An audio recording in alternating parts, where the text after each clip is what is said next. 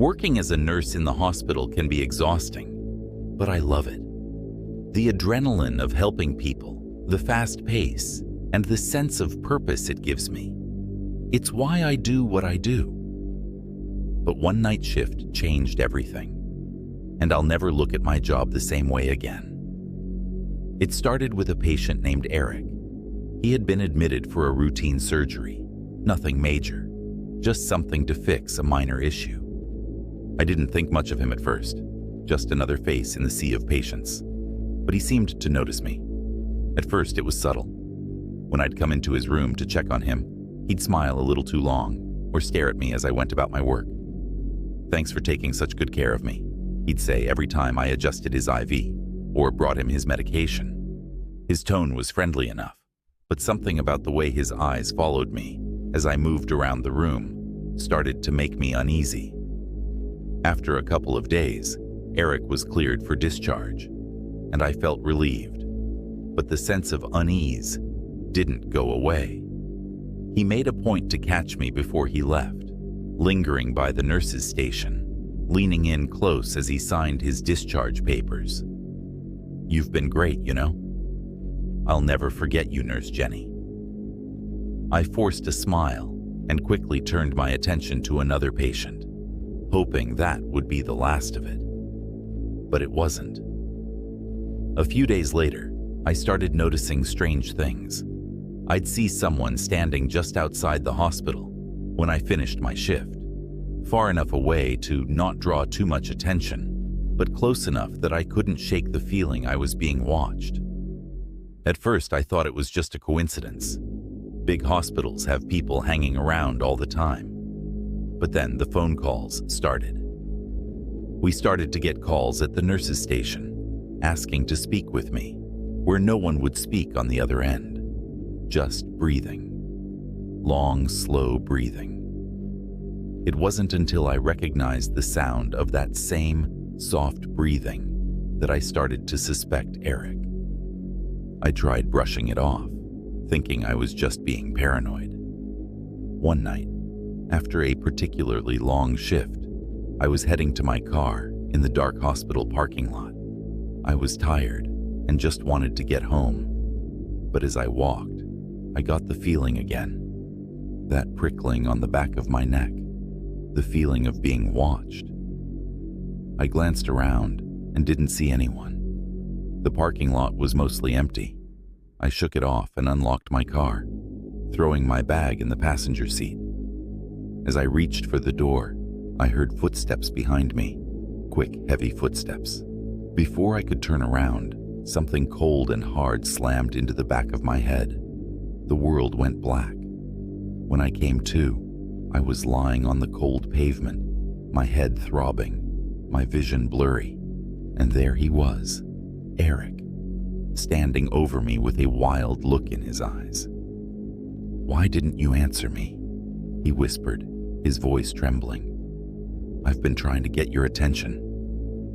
My heart raced as I tried to sit up, but my body felt weak, sluggish from the blow.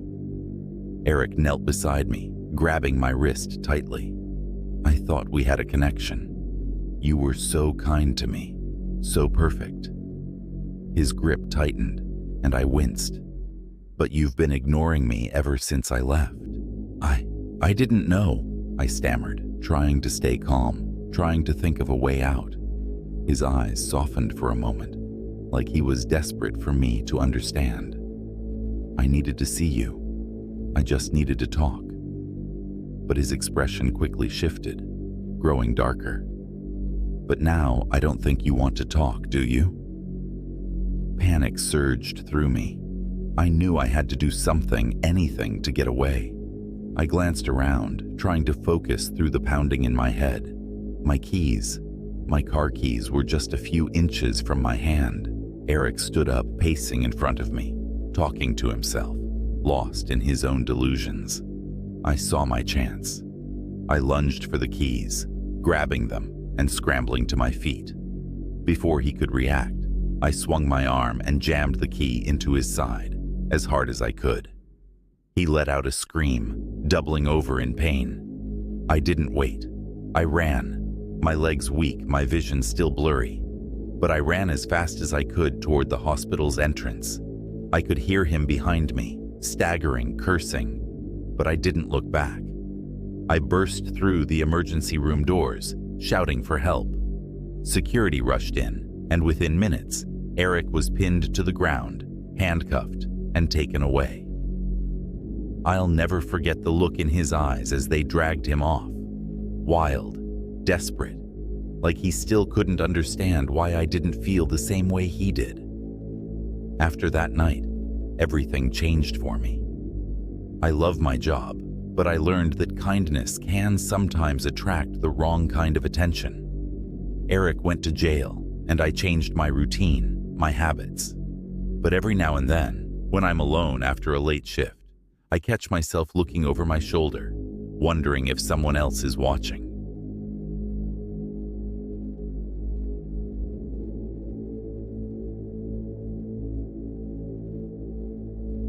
I've been a home health nurse for years, and I've seen some odd things, but nothing could have prepared me for what happened that one night. It was late in the evening, around 8 p.m., when I got a call to check on a new patient. Mr. Adams, an elderly man recently discharged from the hospital, had mobility issues, and it was my job to make sure he was settled for the night. His home was out in the countryside, more isolated than the typical places I visited. It was raining hard as I drove down the narrow, unlit road that led to his house, the wind whipping through the trees. When I arrived, I noticed something right away. The house was completely dark, except for a faint light in one window. I grabbed my bag, stepped out of the car, and hurried to the front door, which was old and a bit weathered. After a few knocks and calling out, "Mr. Adams, it's the nurse," there was no response. With the rain pouring down, I tried the door handle, expecting it to be locked. To my surprise, it wasn't. I pushed the door open cautiously and stepped inside. The smell hit me immediately, stale air mixed with the scent of dampness, like no one had aired the place out in weeks. "Mr. Adams?" I called again, louder this time. The house was dead silent, except for the rain hammering against the windows. I flicked on the hallway light, casting long shadows over the worn carpet and faded wallpaper. Something about the place felt off. I walked down the hall, checking the kitchen and living room. Empty. But then I noticed the bedroom door, slightly ajar at the end of the hallway. A dim lamp glowed from inside. I knocked softly on the door. "Mr. Adams, it's the nurse. I'm here for your evening visit." Still nothing. Pushing the door open further, I saw someone lying in the bed, covered up to their chin with a thick blanket. I breathed a sigh of relief. "Mr. Adams, I just need to check your vitals and make sure everything's okay." I walked closer, pulling my blood pressure cuff out of my bag, but as I reached the side of the bed, something felt wrong. The figure in the bed wasn't moving, no rise and fall of breathing. I hesitated for a second, then reached out to gently shake him awake. The body was cold, unnaturally cold. My heart jumped into my throat. I pulled the blanket back, revealing an elderly man, pale and motionless.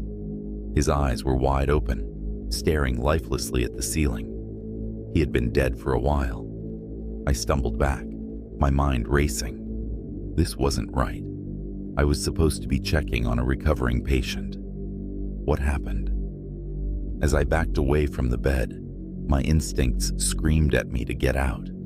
I fumbled for my phone to call the authorities, but before I could dial, I heard something. A soft creaking sound.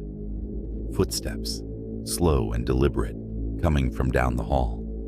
My breath caught in my throat. The house had been empty when I arrived. At least, I thought it was. Who else was here? I quickly turned and made my way to the door, trying to stay quiet. But as I reached the hallway, the footsteps grew louder, closer. I didn't wait to see who or what was making them.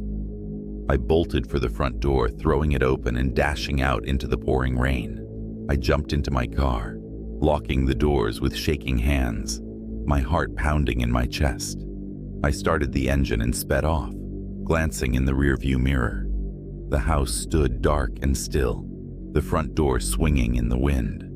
No one came out after me. When the police arrived, they found the body of Mr. Adams, just as I'd described. But there was no sign of anyone else in the house. No footprints, no signs of forced entry. The cause of death was natural, they said.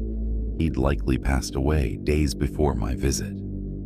But the question that still haunts me is this: who or what was walking around that house while I was there? I haven't gone back to that area since. Something about it, about that night, just doesn't sit right.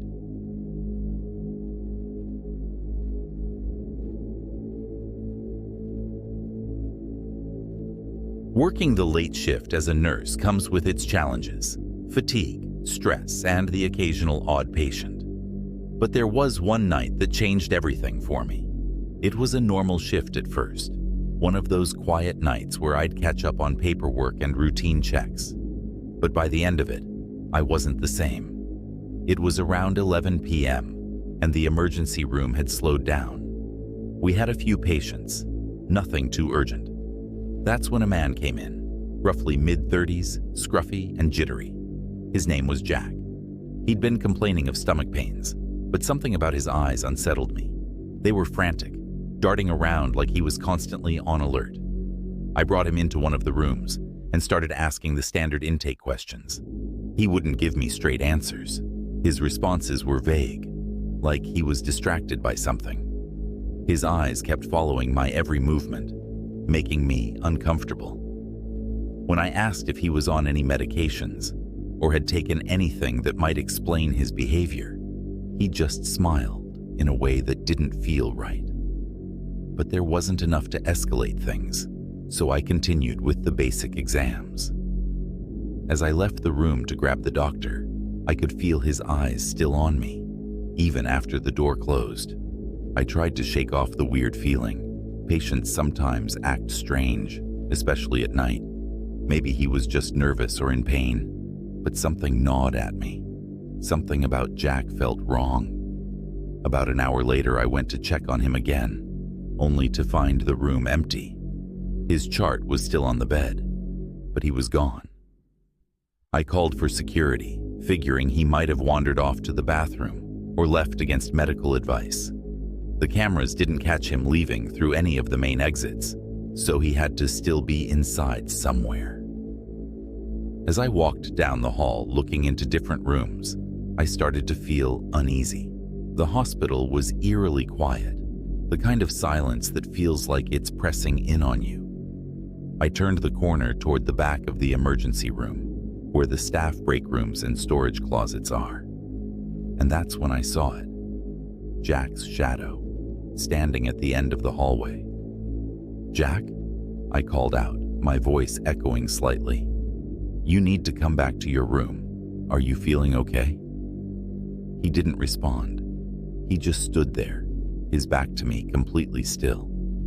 I hesitated for a moment before taking a step closer, every nerve in my body telling me to turn around and walk away. But I had to make sure he was all right. When I got closer, he finally moved, slowly, deliberately turning toward me. His smile was wide, unnervingly so, and his eyes had that same wild look as before, only more intense. In his hand, he was holding something sharp, a scalpel, taken from one of the supply rooms. I froze.